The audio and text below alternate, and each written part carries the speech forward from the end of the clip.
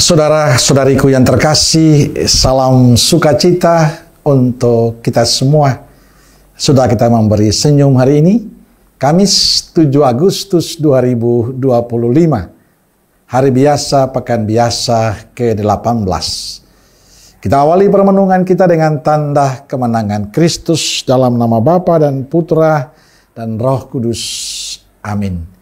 Permenungan kita diambil dari Injil Matius bab 16 ayat 13 sampai 23.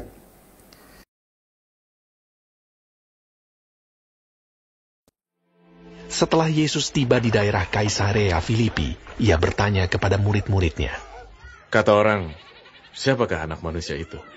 Jawab mereka, ada yang mengatakan Yohanes Pembaptis, ada juga yang mengatakan Elia, dan ada pula yang mengatakan Yeremia, atau salah seorang dari para nabi. Lalu Yesus bertanya kepada mereka, tetapi apa katamu? Siapakah aku ini? Maka jawab Simon Petrus, engkau adalah Mesias, anak Allah yang hidup. Kata Yesus kepadanya, berbahagialah engkau Simon bin Yunus, sebab bukan manusia yang menyatakan itu kepadamu, melainkan Bapa-Ku yang di sorga.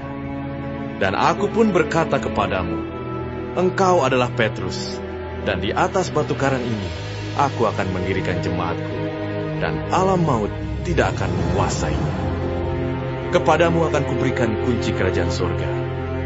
Apa yang kau ikat di dunia ini akan terikat di sorga, dan apa yang kau lepaskan di dunia ini akan terlepas di sorga.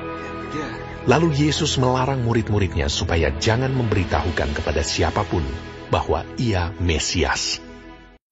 Sejak waktu itu, Yesus mulai menyatakan kepada murid-muridnya bahwa ia harus pergi ke Yerusalem dan menanggung banyak penderitaan dari pihak tua-tua, imam-imam kepala, dan ahli-ahli Taurat, lalu dibunuh dan dibangkitkan pada hari ketiga. Tetapi Petrus menarik Yesus ke samping dan menegur dia, katanya, Tuhan, kiranya Allah menjauhkan hal itu.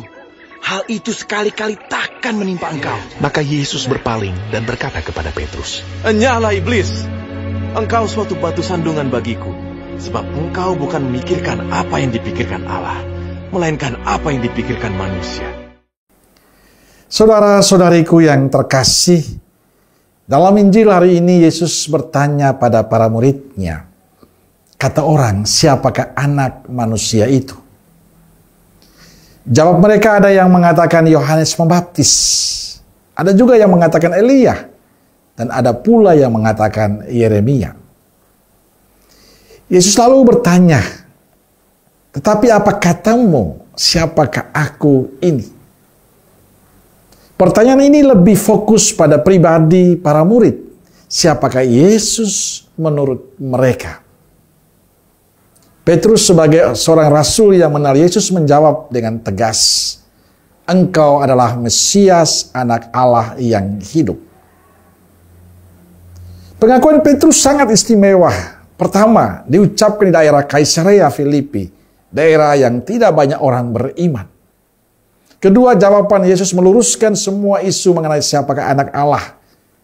Yesus adalah Mesias, sang juru selamat. Saudara-saudariku terkasih, jawaban Petrus menandakan ia mengenali Yesus. Ia tahu tentang Yesus. Petrus tahu siapakah Yesus dan apa yang dilakukan Yesus. Dan jawaban ini menjadi dasar para rasul bahwa Yesus adalah Mesias.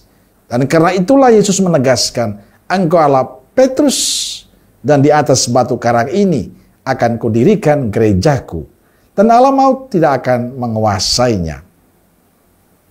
Saudaraku terkasih, pengakuan Petrus menjadi dasar berdirinya gereja. Gereja kokoh berdiri karena kita memiliki iman seperti Petrus, yang terungkap dengan kata-kata indah, engkaulah Mesias, Putra Allah yang hidup. Saudara-saudariku terkasih, pertanyaan Yesus untuk kita hari ini, siapakah Yesus menurut kita?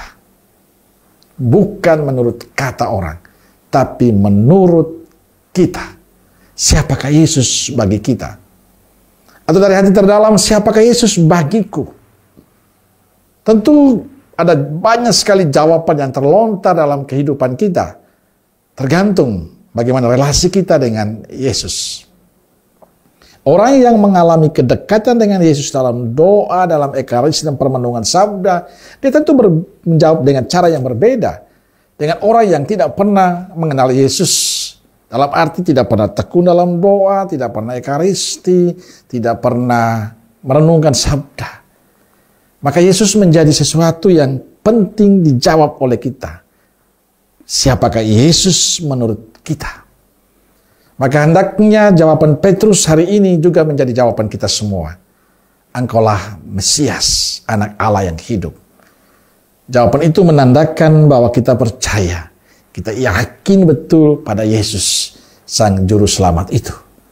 Dan semoga dengan jawaban itu, kita semakin teguh beriman kepada Kristus, semakin percaya pada kuasa Kristus yang terjadi dalam kehidupan kita, dan semakin meyakini bahwa hidupku dipimpin dan dituntun, diberkati oleh Yesus. Amin. Semoga Allah yang Maha Kasih memberkati saudaraku sekalian, Bapa, Putra, dan Roh Kudus. Amin. Roh Kudus Nazaret, doakanlah kami. Amin. Berkah dalam.